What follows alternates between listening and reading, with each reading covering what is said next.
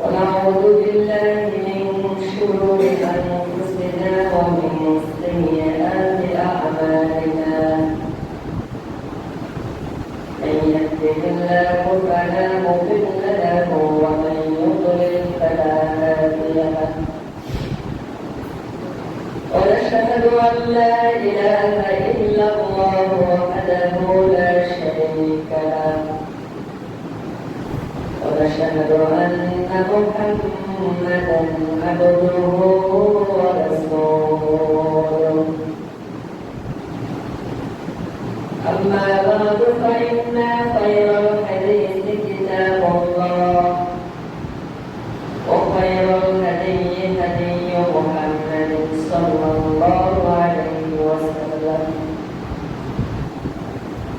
وشر الأمور محدثاتها وكل محدثة بدعة وكل بدعة ضلالة وكل ضلالة في النار. فقد قال الله تعالى في الكلام المجيد والفرقان الحميد: أعوذ بالله من الشيطان الرجيم. يا أيها الذين آمنوا اتقوا الله حق تقاته ولا تموتن إلا وأنتم مسلمون.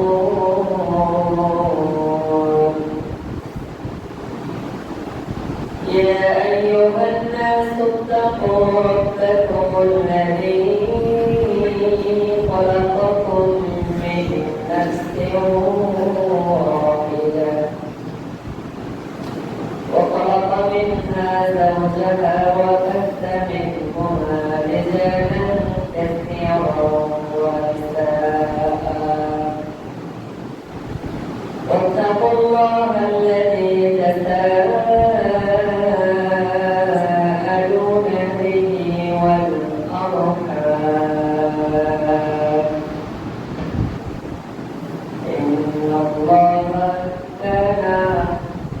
إن الله كان عليكم رقيبا.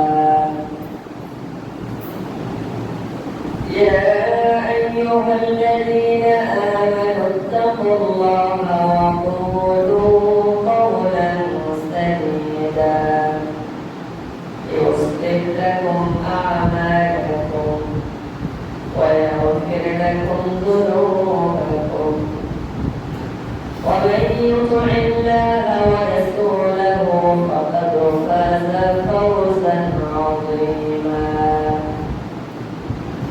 وقال تعالى: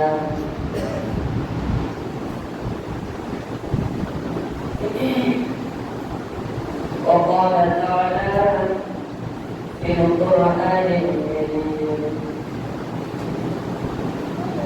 يا بني أقم الصلاة وأمر بالمعروف وانه عن المنكر واصبر على ما أصابك إن ذلك من عزم الأمور. ولا تصعد خدك للناس ولا تمشي في الأرض مرحا إن الله لا يحب كل مختال فخور. واقصد في مشيك واغضض من صوتك إن أنكر الأصوات لصوت الحمير.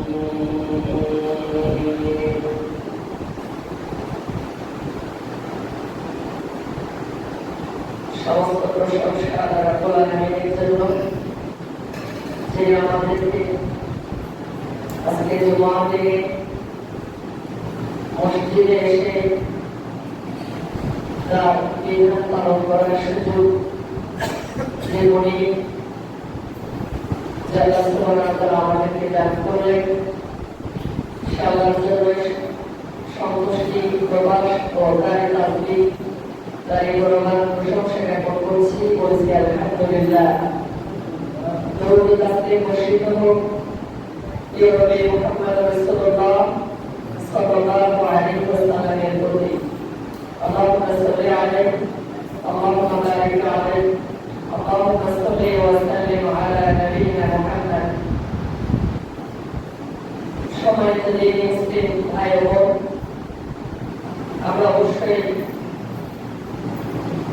এমন একটি সময় অতিবাহিত করতেছি যে সময়টা আমাদের জন্য খুবই কঠিন ও ভয়াবহ, যেটি আমরা সচক্ষে এবং আমাদের মানসিকতা মন দিয়ে বুঝতে পারতেছি যে আল্লাহ সুবহানাহু ওয়া তাআলা অবশ্যই আমাদেরকে তার পাকড়াও, তার ধরা, তার যে আযাব, তার গজব, এই সমস্ত দিয়ে আমাদেরকে পরিবেষ্টিত করে রেখেছেন। পৃথিবী এমন সময় অতিবাহিত হচ্ছে যে পৃথিবীতে বিভিন্ন রাষ্ট্রে দেখেন এই সময় যুদ্ধ বিগ্রহ এবং প্রায় দেশেই অর্থনৈতিক ক্ষতির একটি প্রবাহ চলছে। তাই অংশ হিসেবে আমরাও বাংলাদেশে কিছুটা অনুভব করতেছি। যতই কঠিন পরিস্থিতি হোক না কেন, আল্লাহকে ভোলা যাবে না। আল্লাহর সর্বাগ্রে আমাদের স্মৃতিপটে মনে রাখতে হবে এবং তার স্মরণ সবসময় করতে হবে। সুখে দুঃখে, দুঃখ কষ্ট আপন মুসিবত সমস্ত কিছুতে তারই প্রতি ঈমান আস্থা বিশ্বাস ভরসা রেখে তারই পথে চলার প্রয়াস চালাতে হবে। আর এই সুখে দুঃখে হাদিসে এসেছে যে আলহামদুলিল্লাহ আলা কুল্লি হাল, সর্ব অবস্থায় আল্লাহর প্রশংসা, আল্লাহর গুণগান প্রকাশ করতে হবে। সর্ব অবস্থায় যে অবস্থা আপনি থাকেন না কেন, তার প্রশংসা, তার গুণগান সালাত আপনাকে করতে হবে। কারণ এটা বলা ছাড়া আমাদের কোনো উপায় নেই, কোনো গতি নেই, কোনো পন্থা নেই। একমাত্র পন্থা তারই পথে চলতে হবে, তারই গুণগান প্রকাশ করতে হবে। এভাবে তাকে সন্তুষ্টি করার জন্য চেষ্টা চালিয়ে যেতে হবে। আজকে যা কিছু হচ্ছে এটা আমাদেরই পাপের ফসল। আমরা সবসময় পাপে নিয়োজিত থাকি, পাপের মধ্যে ডুবে থাকি। পৃথিবীতে আজকে যেমন অনাবৃষ্টি, অত্যন্ত খরা এবং অতিরিক্ত তাপমাত্রা, এটা একদম অনেকগুলো কারণ হাদিসে বর্ণিত হয়েছে। তার মধ্যে অন্যতম একটি কারণ হচ্ছে মানুষ যখন তার আল্লাহর কাছ থেকে দেওয়া সম্পদ থেকে যখন নির্ধারিত যে খরচ জাকাত, এটা যখন মানুষ দিবে না, তখন এইরকম অনাবৃষ্টি, সেই সমাজ হোক, সেই এলাকা হোক, সেই রাষ্ট্র হোক, সেই মহল্লা হোক, ওই সমস্ত আযাব গজব আল্লাহর গোলামে নামিয়ে দিবে, যা চাক্ষুষ প্রমাণ আমরা সচক্ষে দেখতে পাচ্ছি। সম্মানিত ভাইয়েরা, এই জন্য আমার করতে হবে আল্লাহর কাছে তাওবা করতে হবে, আল্লাহর রাস্তায় ফিরে আসতে হবে এবং আল্লাহর এই দেওয়া বিপদ আপদ থেকে মুক্তির জন্য আল্লাহর কাছে পরিত্রাণের প্রার্থনা করতে হবে এবং আল্লাহর কাছে কান্নাকাটি করতে হবে, তারই কাছে ফিরে যেতে হবে। সম্মানিত ভাইয়েরা, আমি যে কয়েকটি আয়াত তেলাওয়াত করেছি সেটা হচ্ছে গত জুমা পর্বে আপনারা এপিসোডটা শুনেছিলেন যে লোকমান হাকিম আলাইহিস সালাম তার সন্তানকে যে উপদেশ, যে ওসিয়ত করেছিলেন, যে ওয়াজ করেছিলেন, তারই শেষ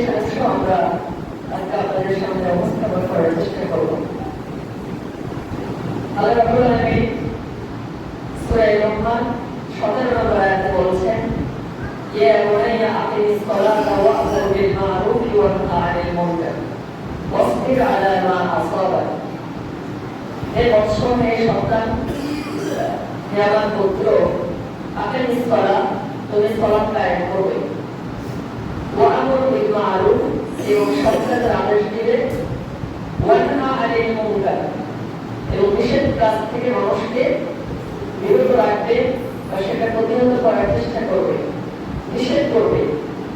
নিজে যেমন মন্দ কাজ করবে না, তেমনি সমাজ পরিবারে মন্দ কাজ যেন মানুষ না করে সেই দিকে তুমি মানুষকে নিষেধ প্রদান করবে। ওয়াসবির আলা মা আসাবাক, প্রত্যেকটা বিপদ আপদে তুমি ধৈর্য ধারণ করবে। কারণ দেখেন, সমাজে যারা সৎ কাজের আদেশ দেয়, মন্দ কাজের প্রতি মানুষকে মানে বিরত রাখার জন্য আহ্বান জানায় এবং সত্য কথা বলে, হক কথা বলে, এই সমস্ত মানুষদেরকে সমাজের মানুষ পছন্দ করে। এটা স্বাভাবিক একটা প্রক্রিয়া। একটা কাছে এসেছে যে যারা সত্য কথা বলে বেশি, এদেরকে সমাজের মানুষ ভালো চোখে দেখে না, এদেরকে ঘৃণা করে। অনেক সময় মানুষ মনে করে যে এই মানুষ সত্য কথা বলে, হক কথা বলে, ভালো কাজের আদেশ দেয়, এই মন্দ কাজ থেকে মানুষকে নিষেধ প্রদান করে, এই মানুষ একদম মানে সমাজের জন্য একটা অসুবিধার কারণ হয়ে যাচ্ছে। এটা যারা খারাপ মানুষ এটা মনে করে ওই ভালো মানুষটাই ওই সমাজের কাজ, ওই সমাজের অন্যান্যই যাবতীয় গবেষণা। ঠিক আছে, প্রত্যেকটা দেখেন যখন কোনো মানুষ হক কথা বলে, সত্য কথা বলে, আমরা কিন্তু ওই মানুষকে ভালোবাসি না, পছন্দ করি না।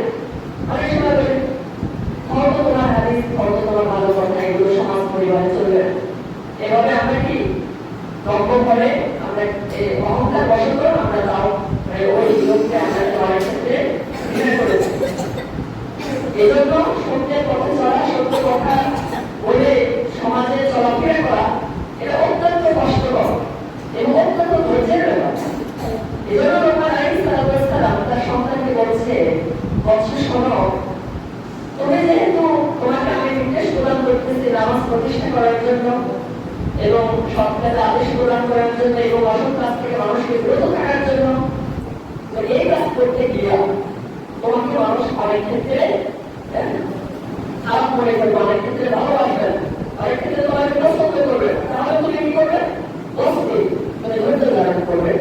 আর তোমার উপরে যে আপত্তি বিপদ আপদ আসবে সমাজ থেকে হোক, পরিবার থেকে হোক, তাহলে তোমাকে পরীক্ষা করার জন্য যে বিপদ আপদ দান করবে, এই সমস্ত বিপদ আপদে তুমি ধৈর্য ধারণ করবে।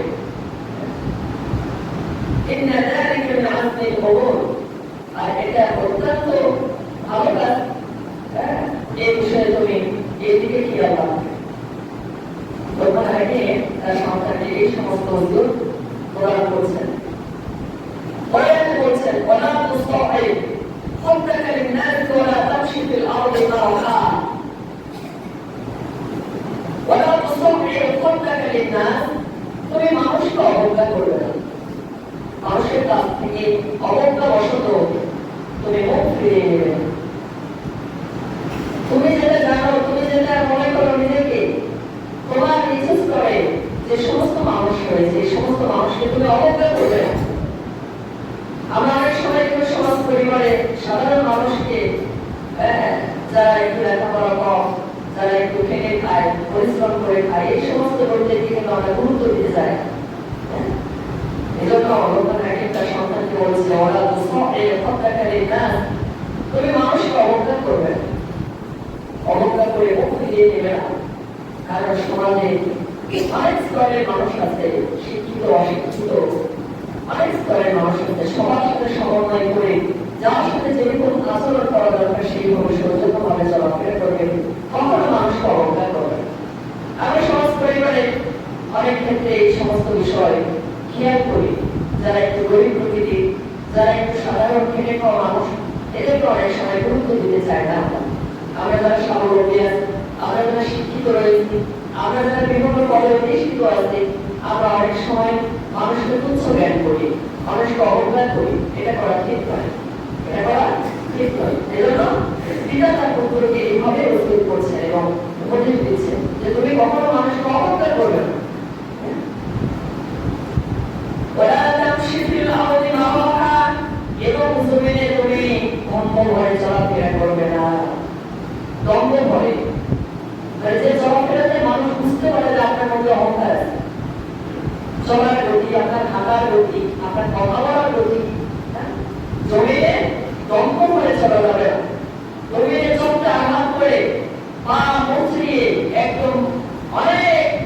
মানে অঙ্গি ভঙ্গি দেখে জমিনে চলাফেরা করা যাবে না।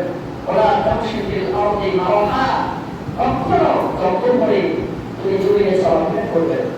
চলাফেরার ক্ষেত্রে তুমি অবশ্যই মধ্যম পথ অবলম্বন করবে, যে চলাফেরায় মানুষ বুঝতেও যেন না পারে যে তোমার অনেক টাকা পয়সা আছে, বা তোমার এই চলাফেরায় যেন মানুষ বুঝতে না পারে যে তোমার মধ্যে অহংকার আছে। তুমি জমিনে তখন করে চলাফেরা করবে না।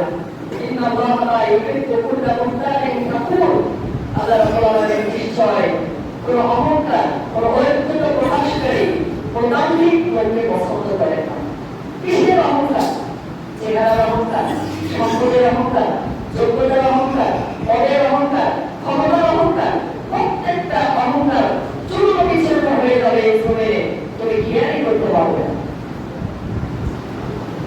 আজকে যারা আমরা অহংকার বশতে পৃথিবীতে চলাফেরা করি, আমরা যারা সম্পদের অহংকার করি, জ্ঞানের অহংকার করি, আমরা যারা নিজের যোগ্যতার অহংকার করি, পদের অহংকার করি, নিজের সম্পদের অহংকার করি, এই সমস্ত অহংকার একদিন চূর্ণ বিচূর্ণ হয়ে যাবে।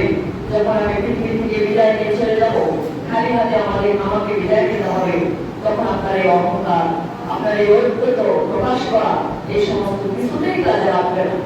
মানুষ তখন আপনার এই অহংকারের জন্য, আপনার এই ঐক্যতা প্রকাশ করার জন্য মানুষ আপনাকে ঘৃণা করবে। মানুষ বলবে যে দাম্ভিক ঐক্যতা প্রকাশকারী এই অহংকারী লোকটি দুনিয়া থেকে বিদায় নিয়েছে, মাশাআল্লাহ খুব ভালো। এইভাবে মানুষ কিন্তু তখন এই কথাগুলো বলবে।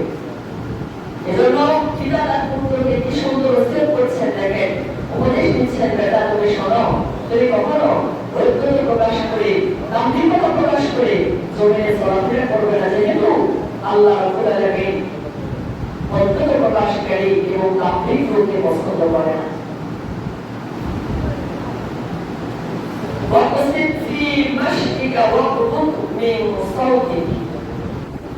এবং তোমার এই চলাফেরায় তোমার এই চলাফেরায় তুমি মধ্যম পন্থা অবলম্বন করবে, না হচ্ছে কোনো গতি, না কোনো নিম্ন গতি, এর মাঝখানে একটা সমন্বয় করে তোমাকে মধ্যম পন্থা অবলম্বন করতে হবে। যদিও ইসলাম একটি মধ্যম পন্থা দিন অবস্থান না, জীবন অবস্থান না, না কোনো আপনাকে একদম চরম অবস্থায় যেতে হবে, না কোনো আপনাকে সিদ্ধবাদায় যেতে হবে, এইরকম শৈথল্যবাদী বা উগ্রবাদী এদের কোনো ইসলামের স্থান নেই। শৈথল্যবাদী মানে তার বিষে দেওয়া, ঠিক আছে? আর একদম চরম পন্থা অবলম্বন করা মানে দিনের ব্যাপারে জবরদস্তি করা, দিনের ব্যাপারে মানুষের কাছে অবব্যাখ্যা করা, মানুষকে ইসলামের দোহাইতে কোনো উত্তপ্ত পরিস্থিতি সৃষ্টি করার পায়তারা চালানো, এগুলো হচ্ছে উগ্র পন্থা অবলম্বন করা, ঠিক আছে? রাষ্ট্রপ্রধান একটা খারাপ কাজ করেছে, আপনি আলেম হয়েছেন, আপনার জনপ্রিয়তা আছে, আপনি মানুষকে এমন ভাবে রাষ্ট্রের বিরুদ্ধে খেপিয়ে তুলতেছেন, মনে করছেন যে রাষ্ট্রের বিরুদ্ধে এইভাবে খেপিয়ে তোলা, মানুষের জানমাল ক্ষতি করা, এটাই মনে ইসলাম। কখনো নয়।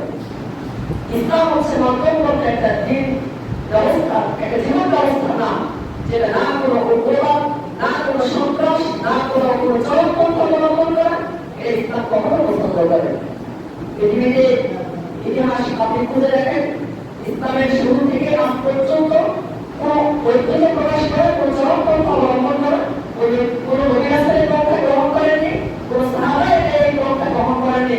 সাহাবায়ে নিজের জীবন বিলিয়ে দিয়েছেন, চরমপন্থা অবলম্বনকারী উগ্রবাদীদের কাছে নিজের জীবন বিলিয়ে দিয়েছেন, তারপরেও কোনো সন্ত্রাসী কায়দা কারণ, কোনো সন্ত্রাস অবলম্বনটা কোনো সাহাবী ছিলেন। আপনারা অবশ্যই জানেন ওমর রাদিয়াল্লাহু তাআলার কাহিনী, ওসমান রাদিয়াল্লাহু তাআলার কাহিনী। আর ওসমান রাদিয়াল্লাহু তাআলা এমন ধনী মানুষ ছিল যে মানুষের জন্য খুব ঘুরে মানুষের পানি পান করার ব্যবস্থা করে দিয়েছে, কিন্তু নিজের খুব থেকে নিজে পানি পান করবে এই সুযোগটাও তার হয়।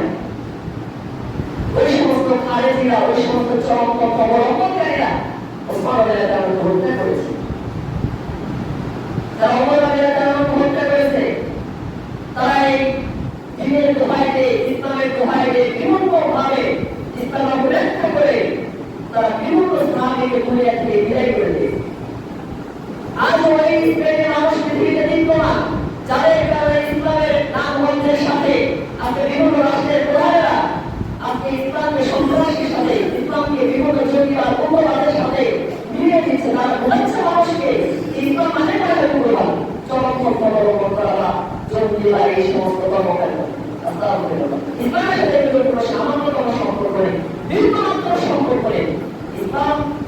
মানুষের সুস্থ মানসিক এবং শারীরিক দিক লক্ষ্য রেখে মানুষের উন্নয়নের জন্য ইসলাম এসেছে। মানুষকে সরল সোজা পথে পরিচালিত করার জন্য ইসলাম এসেছে। মানুষকে আমার পথ দেখিয়ে দেওয়ার জন্য ইসলাম মানুষকে কোনো অমাত্র পন্থা অবলম্বন করে মানুষকে চরম পন্থায় পৌঁছে দেওয়ার জন্য ইসলাম আসে না। এটাই মানুষ বুঝতে পারে না। ঠিক আছে, এজন্য পিতা তার পুত্রকে বলছে যে তুমি তোমার চলাফেরাটা, তোমার কর্মকাণ্ড সবসময় মধ্যম পন্থায় অবলম্বনের মধ্যে তুমি থাকবে।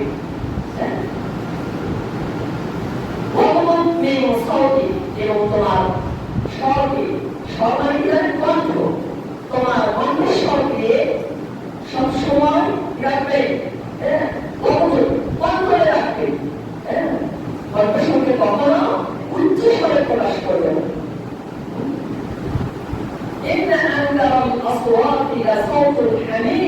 নিশ্চয় অপছন্দনীয় স্বর হচ্ছে অপছন্দনীয় কণ্ঠস্বর হচ্ছে গাধার কণ্ঠস্বর। গাধার স্বর সবসময় উঁচু, সবসময় উঁচু, ওই উঁচুই হতে যায়। এবং আমাদের রোমান হাকিমের উপদেশ যেভাবে বলেছেন, নিশ্চয় ওই কণ্ঠস্বরই অপছন্দনীয়, যেটা গাধার কণ্ঠস্বর। এই জন্য যখন পিতা তার পুত্রকে বলছে, যখন তুমি কথা বলবে, যখন তুমি স্বর দিয়ে কথা বলবে, তখন তোমার কণ্ঠস্বরকে নিম্ন করে রাখবে, যাতে করে তোমার এই কণ্ঠস্বর গাধার কণ্ঠস্বরের সাথে মিলে না যায়। কণ্ঠস্বর কিছু করে রাখবে। হাদিসে এসেছে রোমান হাকিম তার পুত্রকে আরো কিছু ওসিয়ত উপদেশ দিয়েছিলেন। তার পুত্রকে বলেছিলেন, হে বৎস, তুমি যখন কোনো বৈঠকে কোনো মজলিসে যাবে, তখন অবশ্যই মজলিসে গিয়ে সালাম প্রদান করবে। পিতা পুত্রকে বলছে, দেখে এখান থেকে আমরা যারা পিতা আছি, আমাদের জন্য এগুলো শিক্ষা নেই। আমাদের সন্তানগুলোকে কিভাবে শিক্ষা দিতে হবে এটা আমি পারলাম। এবং আপনার এই উপদেশ বা আপনার এই সমস্ত নসিহত, এক্ষেত্রে যদি আপনার ত্রুটি থাকে, তাহলে কিন্তু আল্লাহ তারপরে আপনাকে জবাবদিহি করতে হবে। ঠিক আছে, তার সন্তানকে বলছে, সে যখন কোন মজলিসে যাবে, সালাম প্রদান করবে, মজলিসের এক পাশে বসে যাবে। সালাম প্রদান করে মজলিসের এক পাশে বসে যাবে। তুমি সবসময় চুপ থাকবে, মানুষের কথা শেষ না হওয়া পর্যন্ত তুমি কথা বলবে না। বুঝছেন? আজকে আমরা কথা জানি, মানুষের কথা শুরু হতে কি না হতে, মানে আত্মীয় কথা কেটে নিয়ে এমন ভাবে কথা শুরু করে দিলে মনে হচ্ছে যে ওই বৈঠকের মধ্যে আপনার সাথে কথা কিন্তু দায়িত্ব পাবেন। ঠিক আছে, এটা করবে। এটা তার পুত্রকে বলছে, তুমি যখন বৈঠকে যাবে তখন চুপ থাকবে, আর মানুষের কথা শেষ না হওয়া পর্যন্ত তুমি কথা বলবে না, চুপ থাকবে। আর যখন দেখবে বৈঠকে দুনিয়াবি আলাপ আলোচনা বেশি হচ্ছে, আল্লাহ কোনো সহজ সেখানে হচ্ছে না, আল্লাহ কোনো জিকিরের আলোচনা হচ্ছে না, তুমি তখন ওই বৈঠক স্থান ত্যাগ করে তুমি চলে আসো। এইভাবে আমাদের সন্তানগুলোকেও কি করতে হবে? উপদেশ প্রদান করতে হবে। যেহেতু আমরা যারা পিতা রয়েছি, আমাদের সন্তানগুলোকে এই সমস্ত নির্দেশ প্রদান করা আমাদের জন্য জরুরি এবং কর্তব্য। কারণ হেদায়েতের মালিক আল্লাহ, আপনাকে চেষ্টা করতে হবে। আপনারা জানেন, নূহ আলাইহিস সালামের সন্তান, লূত আলাইহিস সালামের স্ত্রী, এই সমস্ত ব্যক্তিরা বা এই সমস্ত মহিলারা তারা কিন্তু জাহান্নামী হবে। কিন্তু তারপরে নবীর স্ত্রী হয়েছে বলে যে সে জান্নাতে যাবে তা নয়। দিন যারা গ্রহণ করেনি, নবীর রিসালাত যারা গ্রহণ করেনি, তারা কখন আল্লাহর কাছে গ্রহণীয় বান্দা হবে। যেমন আমাদের ইব্রাহিম আলাইহিস সালামের পিতা আদম, এই সম্পর্কে আপনারা অনেক হাদিস শুনেছেন, কোরআনুল কারীমের আয়াত শুনেছেন যে আল্লাহ রাব্বুল আলামিন কিয়ামতের ময়দানে ইব্রাহিম আলাইহিস সালামের সেই ফরিয়াদ, সেই প্রার্থনা আল্লাহ রাব্বুল আলামিন গ্রহণ করবেন। কারণ যারা বিশ্বাসী নয়, যারা আল্লাহ একত্বভাবে বিশ্বাসী নয়, তাদের ক্ষমা আল্লাহর কাছে নেই। কারণ তারা মৃত্যুর আগে তওবা করে যায়, মৃত্যুর আগে তারা সংশোধন হয়ে যায়। এজন্য আল্লাহ রাব্বুল আলামিন নবী হয়েও সে নবীর ফরিয়াদ গ্রহণ করবে না। কি আশ্চর্যজনক বিষয়। এই জন্য আমরা আমাদের সন্তানদের ব্যাপারে এই সমস্ত ওসিয়ত আমরা সন্তানদেরকে প্রদান করবো, তাদেরকে এই ওসিয়তগুলো বলবো, সর্বোপরি চেষ্টা করবো এটাতে মানি ফেলা। তারপরে আমরা এই সমাজ ব্যবস্থার জন্য আমরা অনেক সময় এই পরিবেশকে দায়ী করি, যে পরিবেশ পরিস্থিতি এরকম বাচ্চা কাছে মানুষ করা কঠিন। ঠিক আছে কথা আপনার, কিন্তু এই কঠিন অবস্থায় তো আপনাকে থাকতে হবে। আপনি তো আপনাকে থাকতে পারবেন না নাকি? আপনাকে